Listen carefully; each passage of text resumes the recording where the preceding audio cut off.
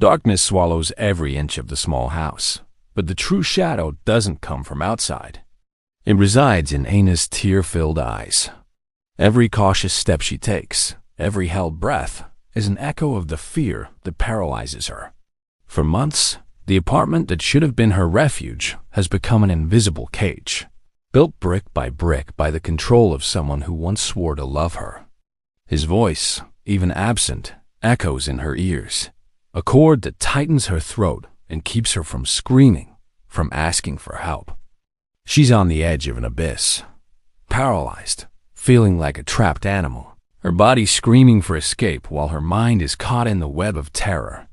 It's a silent despair, a dissonant melody only she can hear. Like the gazelle, which freezes when sensing an approaching predator, hoping in vain to become invisible, Anna shrinks, her internal escape halted by terror. The heavy night air seems to scream the same agony. But what happens when the scream is impossible, and the only communication is a frequency inaudible to most? What does the silence of despair teach us about the profound and innate search for connection? Mariana felt the weight of the world on her shoulders, an invisible burden that bent her with every step. Its life, an incessant search for food and, surprisingly, for companionship. Just like the blue whale, Mariana emitted her own silent calls, a thin thread of hope in the desert of loneliness. The blue whale, in its solitary grandeur, reminds us that even in the greatest vastness, the desire to find the other persists, unwavering, a primal force that drives life. Understanding that loneliness is an instinct, a signal that we need to nurture our social relationships, allows us to act, to seek, to emit our own calls. It's a reminder that we are not alone in our search for belonging, and that, like the giant of the seas, our voice, however silent it may seem, can cross the greatest distances in search of an echo. The pain of isolation, though piercing, is an invitation to action, a reminder that life is made of bridges, not walls. What will be the next call you emit, and who will be there to hear it, resonating in tune with your own melody? Mariana's heart pounded, a mixture of excitement and panic. The inner voice, fueled by social anxiety, whispered doubts. What if they don't like me? What if I have nothing to say? I'll be a burden, an awkward presence, a hollow echo amidst their joy. It was time to confront her own instinct for reclusion, to break through the barrier of fear that kept her isolated. Just like the whale that, despite the currents and the vastness, persists in its calls even without an immediate response. Mariana needed to take a risk, expose herself, emit her own song in a social setting. The choice between the comfort of reclusion and the uncertainty of connection weighed on her shoulders, a dilemma between known pain and unknown hope. Would she have the courage to dive into that sea of new interactions, or would she remain trapped on her solitary island? Her search for connection manifested in small gestures, lingering glances at strangers, timid attempts to initiate conversations that got lost in the city's noise. Neuroscience shows us that loneliness activates the same brain areas related to physical pain. For example, the anterior cingulate cortex, which is activated by both a burn and social exclusion. It's a survival instinct. We are social beings, and isolation is perceived by the brain as an existential threat, triggering stress responses that were essential for our ancestors. Ethology, a study of animal behavior, reveals that cooperation and the formation of social bonds are crucial for the survival of many species, including our own, from wolves hunting in packs to birds building nests together. We inherited this innate need for belonging, a biological predisposition to seek the tribe, the group, the partner, to avoid the danger of individual vulnerability. Mariana's difficulty connecting in the big city, despite all the available social signals, echoes the blue whale's difficulty finding a mate in such an immense ocean, where the communication of a single individual is a drop in a vast sea. Both yearn for a response to their calls, a validation of their existence, and the promise of a bond. Unlike many cetaceans that live in groups, the blue whale is a creature of immense independence. Its communication occurs through deep infrasonic calls that travel for hundreds, sometimes thousands of kilometers through the water. These vocalizations are inaudible to the human ear, but essential for its survival. These complex and melancholic songs are its way of seeking out other individuals, orienting itself, finding a mate in such a vast and hostile environment. Each prolonged note, echoing through the dark depths, is a lament and, at the same time, an act of hope, a sonic web cast into the immensity. The metaphor is clear. The marine giant, with its voice inaudible to us but powerful enough to cross underwater continents, seeks connection in a silence that, for it, is deafening, a silence that, if prolonged, represents an existential threat. Sheep moved to the big city a year ago, seeking opportunities, but found only the vastness of indifference. Her small apartment on the 15th floor was both a refuge and a prison of concrete and glass. Mornings began with the ritual of coffee, alone, as she watched the hurried, unknown crowd below. At night, the blue light of her phone screen was her only companion. The superficial social media conversations, a hollow echo of real interactions. She felt like an island, surrounded by an ocean of people, yet unreachable. The longing for a hug, a sincere conversation, a genuine connection, became a physical ache in her chest. A sting of abandonment that made her question her very existence in that urban tangle. It was loneliness, cold and sharp, manifesting as a lump in her throat, a deep sadness that seemed to suffocate any glimmer of hope, draining her vital energy and obscuring even the city's vibrant colors. The distant echo of neighbors' laughter only heightened her isolation, making every minute inside her apartment a slow drip of melancholy. In the depths of the oceans lives the gentle giant, the blue whale. Solitary by nature, it traverses vast expanses, swimming for miles and miles. Mariana's loneliness and the blue whale's song intertwine in a moving parallel. A colleague's invitation to a happy hour seemed like a chance. The beauty of loneliness, paradoxically, lies in the ability it gives us to hear our own songs, to recognize the depth of our need for connection. Carlos was in his office, the computer screen before him, but his eyes saw only emptiness. The company he built with such sweat was crumbling piece by piece. Faced with the imminent threat of bankruptcy, Carlos isolated himself. Came with an extremely high, almost unaffordable price, a new trap disguised as an exit. The blue whale's dive, an act of escape, is also an act of resilience. A strategy to survive and, eventually, return to the surface, renewed. Understanding that despair is a manifestation of our survival instinct, a sign that we are at a limit, allows us to seek support, change strategy, or even accept losses to rebuild, to emerge stronger from the depths. It's not about avoiding the abyss, but about learning to emerge from it, to breathe again after a deep dive. Our mind's ability to activate flight and isolation mechanisms, however painful they may be, serves a purpose, to protect us. But true strength lies in recognizing the moment to surface, to face the light, even if it reveals the scars of battle, the marks of the journey. In what depth do you find yourself, and what will be your next move to emerge, to seek air and light again? Carlos found himself at a crossroads.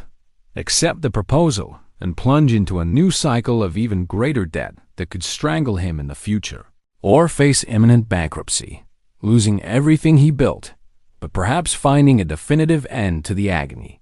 It was his moment of internal confrontation, the choice between a desperate attempt to save himself in a way that would prolong the suffering, or the acceptance of a loss that, although devastating, could be the first step towards a new beginning, an emergence to the surface.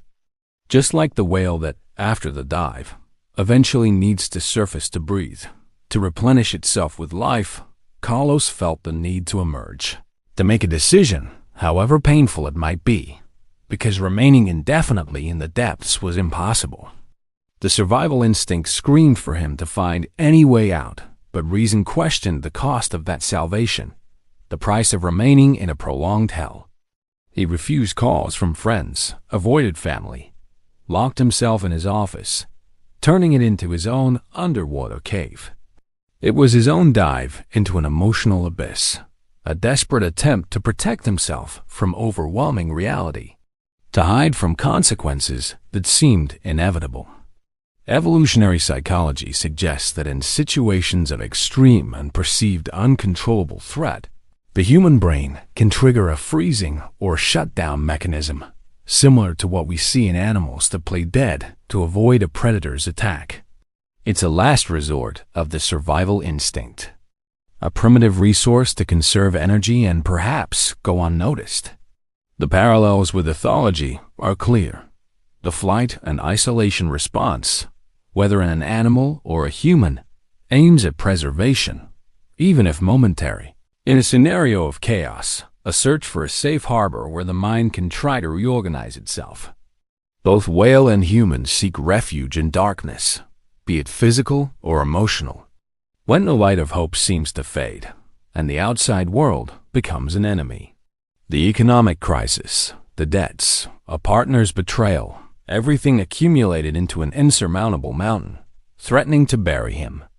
He felt the air leave him, a suffocating pressure in his chest that never left, as if an invisible weight compressed his lungs. Nights were sleepless, his mind a whirlwind of catastrophic scenarios, each thought a new blow to his already fragile hope. The feeling of powerlessness was overwhelming, a bottomless abyss that slowly swallowed him, pulling him into the depths of hopelessness. He desperately tried to find a way out, a light at the end of the tunnel that saw only darkness, a dense veil that obscured any glimmer of a solution. Despair manifested in trembling hands, in constant irritability that pushed away anyone who tried to approach, in a fatigue that even sleep couldn't alleviate, an exhaustion that consumed body and soul. It was the clear manifestation of a survival instinct in crisis, of a human being cornered, with his mind screaming for help, but his voice caught in an invisible knot. In the depths of the oceans lives the gentle giant, the blue whale. When confronted with imminent dangers, such as large ships or predatory hunting, it possesses an instinctive and powerful response: the deep dive.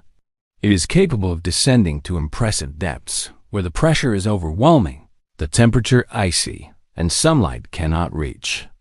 It's a refuge, an attempt to escape what threatens it on the surface, to become invisible to lurking predators. In these dives, the whale isolates itself, seeking the safety of the depths, a silent sanctuary where external danger diminishes and time seems to slow down. This behavior is an extreme form of self-protection, an instinct for escape that carries it away from the agitated and dangerous surface to a place where it can reorganize, protect itself. The blue whale's dive is a metaphor for despair, the search for refuge, even in an inhospitable and dark place. When the surface becomes unbearable, when life above proves relentless. Carlos's despair echoes the deep dive of the blue whale. A creditor's proposal, which seemed like a lifeline, despair, though paralyzing, can be a catalyst for redefinition. Sophia felt a persistent emptiness, a restlessness that kept her from feeling completely happy. Annually, these giants travel thousands of kilometers. Humanistic psychology teaches us about Maslow's hierarchy of needs, a chance that would completely take her out of her comfort zone.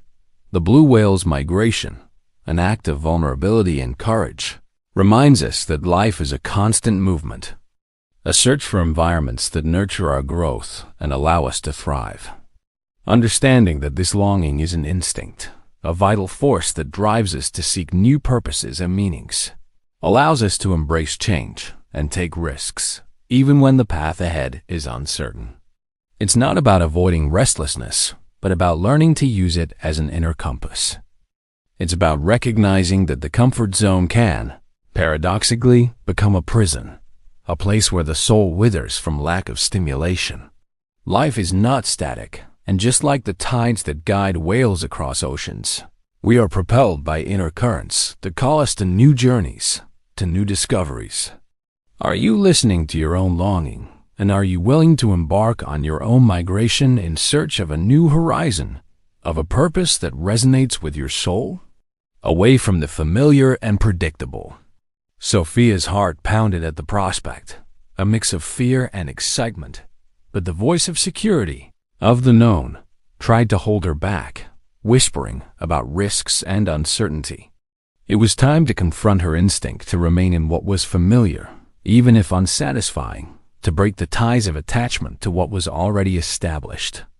Just like the whale that, despite the dangers of the journey, predators, and adverse weather conditions, embarks on migration, Sophia needed to decide whether to embark on this journey in search of her own ocean of possibilities, her own version of a new habitat. The choice between the comfort of stability and the uncertainty of personal fulfillment hung over her, a huge weight on her shoulders. She wondered if the fear of change was greater than the longing for a more fulfilling life, if the call of the new would be strong enough to overcome inertia and propel her forward, where, after basic survival needs, come those of self-actualization, the search for purpose and meaning for personal growth. Sophia's longing was a manifestation of this intrinsic need for growth and expansion to transcend routine. Neuroscience suggests that dopamine, a neurotransmitter associated with reward and motivation, plays a crucial role in the search for new experiences and purposes, pushing us to explore and learn. In animals, this search for resources and more favorable environments is an evolutionary adaptation, ensuring the survival and proliferation of the species. We inherited this programming to explore, to seek the new, to move towards a future perceived as better, a future that promises more fulfillment. The blue whale's inaudible song, which guides it in its migration through oceanic currents and internal maps, finds its parallel in Sophia's inner whispers, which compelled her to seek new horizons, to step out of her comfort zone and discover her true north. From the abundant feeding grounds in the cold waters of the Arctic and Antarctic to the warmer breeding grounds in tropical regions, this journey is not a whim, but an instinctive necessity for survival and perpetuation of the species, a biological program etched into its DNA. It's a search for ideal conditions for life, for feeding its calves and itself, for the safe birth of its young. The blue whale's migration is a constant movement, a back and forth in search of a place that offers what is essential for its existence, a pilgrimage driven by life. It symbolizes the longing for a more favorable environment, for a new life cycle, for a future that ensures continuity of the species, a silent hope that moves it across the oceans, even with a seemingly stable life. She had a good job, friends, a loving family, but something was missing, an invisible piece that prevented her existence from fitting perfectly. It was an indefinable longing, a search for a greater purpose, a feeling that there was something more to experience, to live, that the life she was leading, though comfortable, was only a fraction of what it could be. She looked at the horizon, at the unknown landscapes and travel photos, at nature documentaries, and felt a distant call, an echo of unexplored possibilities, of untraveled paths. Nights were filled with vivid dreams of distant places, of adventures, of a version of herself that had not yet bloomed, a more authentic and free Sophia. It was boredom disguised as satisfaction, a silent anguish that prevented her from fully rooting herself in her current reality, like a tree with shallow roots. This longing, this thirst for something beyond what she already possessed, manifested as a constant feeling of incompleteness, an incessant search for meaning that always seemed to be one step ahead, always out of reach. The blue whale is a creature of epic routines, driven by a primal longing, migration. Sophia's longing and the blue whale's migration connect in the essence of seeking something that fulfills a fundamental need. A job exchange opportunity in another country arose. Longing, at times, is the engine of our evolution. Pedro felt a chilling fear run down his spine. The project deadline was approaching. Despite its colossal size and strength, reacts with a primary and vital instinct, flight. It accelerates, changes direction abruptly, made Pedro's heart stop. It was the moment of truth, the confrontation he so dreaded, the time to face the reality he had been trying to postpone. The temptation to simply not show up, to physically flee the company, to disappear, was almost unbearable, a primitive urge to save himself. But something inside him, a small voice of courage, a spark of dignity, compelled him to face the situation, to go to the meeting and admit his mistake.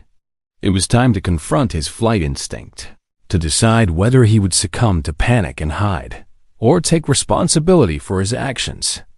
Just like the whale that, even in flight, needs a strategy to survive, to find a safe haven, Pedro needed to decide what his next action would be, whether it would be an even deeper dive into evasion or an emergence to the surface of honesty.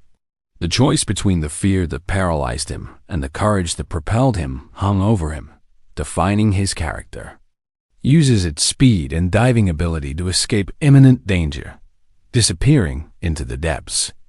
The blue whale's flight, an act of protection, teaches us that moving away from danger is a vital instinct, a natural response to threats. However, not all flight is the solution.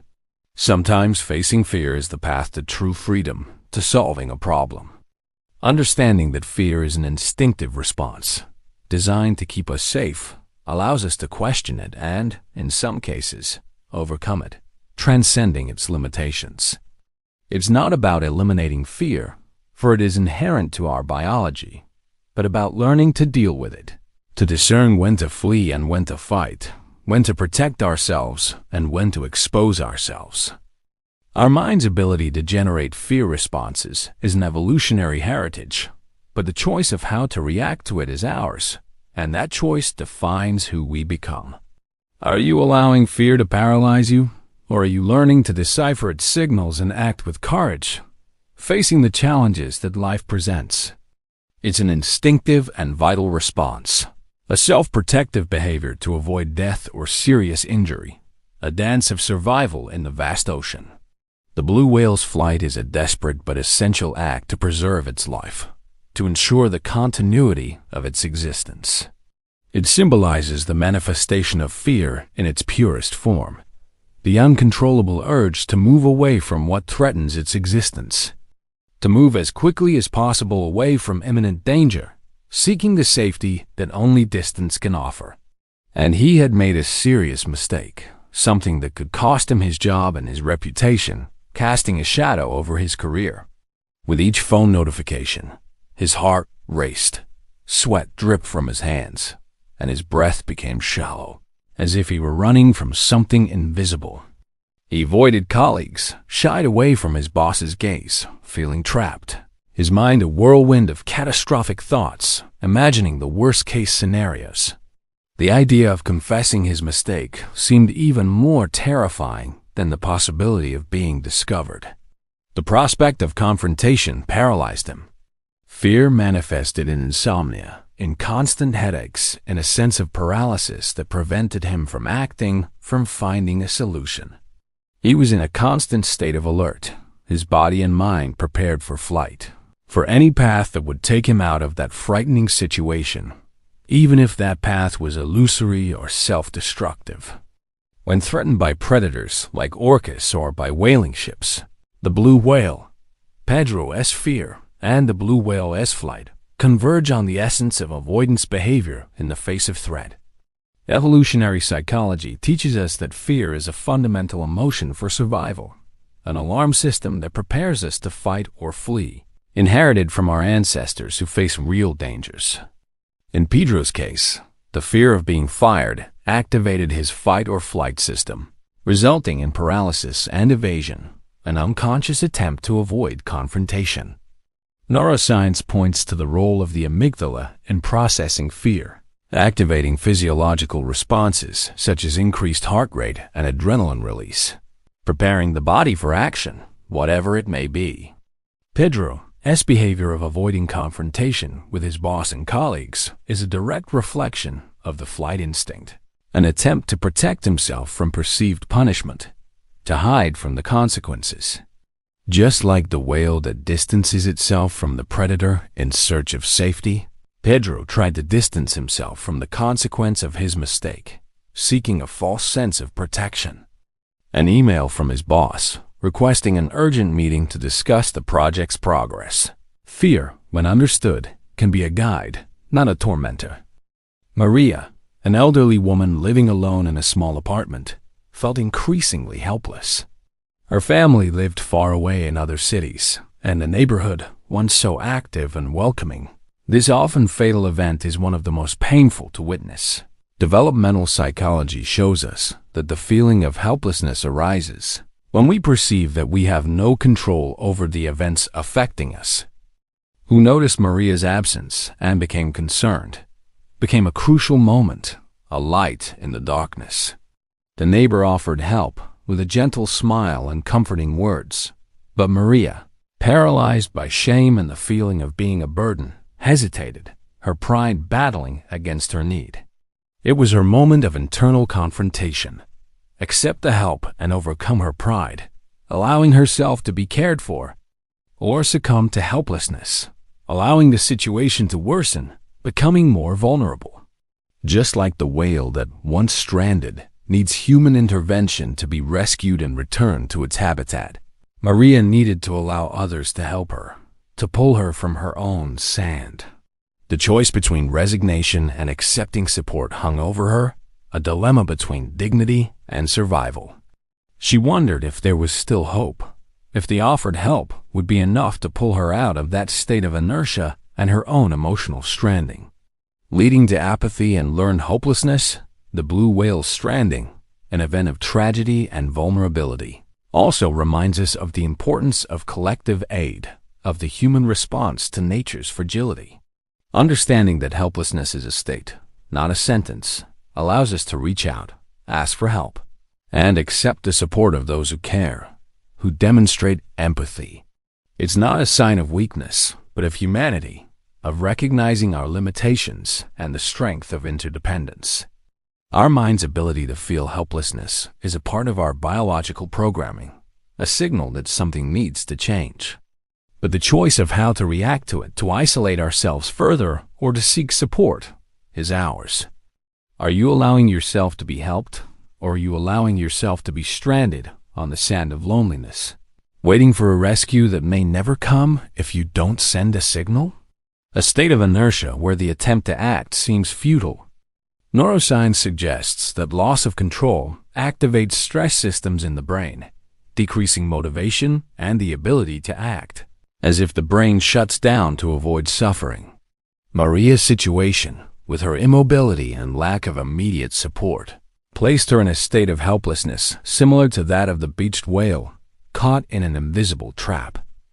Both scenarios illustrate the individual's fragility when confronted with greater forces, whether physical or social, and the intrinsic need for assistance to overcome adversity, to be rescued, an image of powerlessness in its rawest form. Once out of its natural habitat, the ocean, the whale becomes a vulnerable creature, unable to move, to breathe properly, to survive, suffocated by its own mass on land. Stranding is the ultimate representation of helplessness, the complete loss of control over one's destiny, complete dependence on external forces for its salvation. The beached whale, trapped on the sand under the scorching sun, is a metaphor for the feeling of being deprived of resources, of being at the mercy of the environment, without the ability to self-rescue, a giant reduced to its fragility.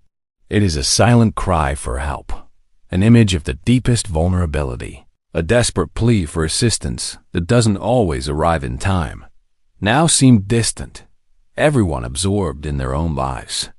A recent fall left her with a cast on her arm, and the simplest daily tasks, like preparing a meal or getting dressed, became an insurmountable challenge, a constant reminder of her frailty. She found herself dependent, unable to care for herself, and the shame of asking for help consumed her, preferring the silence of suffering to the exposure of her vulnerability. Nights were long, filled with feelings of uselessness and both physical and emotional pain, a mixture of anguish and melancholy that seemed to crush her.